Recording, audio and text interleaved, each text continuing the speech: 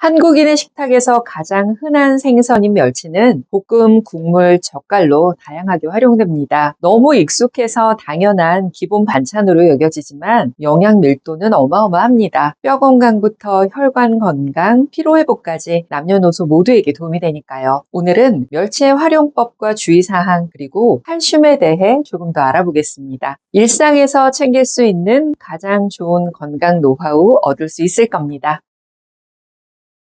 전 시간에 멸치는 말려서 먹어도 오메가3 함량이 높아서 한 접시 정도면 권장량을 채울 수 있다고 말씀드렸는데요. 이런 뇌 건강 효과를 더 올릴 수 있는 조합이 있습니다. 바로 검은 깨와 함께 먹는 겁니다. 레시틴이 풍부한 검은 깨는 뇌 속의 신경 전달 물질인 아세틸콜린의 원료가 되는데 멸치와 검은 깨를 같이 조리하면 레시틴의 흡수율이 더 올라가고 뇌 건강에도 도움이 됩니다. 칼슘은 흡수가 잘 안 되는 영양 성분 중 하나입니다. 멸치처럼 뼈째 먹는 작은 생선들은 그런 단점을 보완해주는 좋은 식재료가 되죠. 실제로 우유의 칼슘 흡수율이 30에서 35% 정도인데 멸치는 30에서 40% 정도 되니까요. 칼슘 함량이 높을 뿐 아니라 흡수율도 유제품과 비슷한 정도로 높습니다. 시금치와 근대, 견과류 같은 식물성 식품에도 칼슘 함량이 높지만 옥살산이나 피트산 같은 성분들이 칼슘 흡수를 방해합니다. 반면에 멸치 같은 동물성 식품들에는 이렇게 흡수를 저해하는 물질들이 들어있지 않습니다. 결정적으로 칼슘 보충제 단독으로 먹는 것보다 멸치로 먹는 게 더 효과적일 수 있는 거죠. 또 멸치에는 칼슘뿐 아니라 단백질, 콜라겐, 미네랄들이 같이 들어있어서 흡수율과 이용률을 높여줍니다. 이런 게 바로 식재료가 주는 큰 장점이기도 하죠. 또 어떤 음식과 조합하느냐에 따라 시너지를 더 올릴 수도 있습니다. 예를 들어 들기름이나 올리브유와 함께 조리하게 되면 비타민 D의 흡수율이 올라가서 칼슘 흡수율을 더 올릴 수 있죠. 우엉과 같이 먹는 것도 좋은 방법입니다. 우엉 속 이눌린이 장에서 칼슘 흡수를 촉진하는 효과가 있으니까요. 꽈리고추 역시 멸치와 잘 어울리는 조합입니다. 볶아서 조리하면 지용성 비타민인 비타민 K가 뼈를 만드는 데 필요한 오스테오칼신이 잘 생기도록 도와주기 때문에 멸치와 뼈 건강에 관한 시너지를 더 높일 수 있습니다. 멸치에 부족한 영양 성분 중 하나가 비타민 C인데 이걸 보완해주는 좋은 식재료가 바로 풋고추입니다. 감귤보다 비타민 C 함량이 2배 이상 높은 풋고추와 함께 조리를 하게 되면 부족한 영양을 채워주는 좋은 조합 가능합니다. 멸치는 이렇게 선택하고 보관하시기 바랍니다. 볶아서 먹는 잔멸치는 흰색이나 파란색이 돌면서 투명한 것이 좋고 중간 멸치는 은회색이 도는 것이 좋습니다. 국물 요리에 사용하는 다시용 큰 멸치는 연한 황금빛을 띠면서 넓적하고 약간 구부러진 것이 더 좋은 거죠. 반면에 붉은색이 나거나 짠맛이 강하고 기름기가 돈다면 낮은 등급 제품일 수 있으니까 구입할 때 피하셔야 합니다. 멸치는 보관만 잘해도 절반은 성공일 정도로 보관이 중요합니다. 공기에 노출되면 수분을 흡수해서 맛과 형태가 변하고 곰팡이도 잘 생기니까요. 냉장이나 실온보다는 밀봉해서 냉동 보관하는 것이 가장 안전하죠. 사용할 때는 해동하지 않고 바로 꺼내서 조리하는 게 비린내를 줄이는데 더 도움이 됩니다. 보충제로 칼슘 챙겨 먹는 분들 많으실 겁니다. 하지만 칼슘은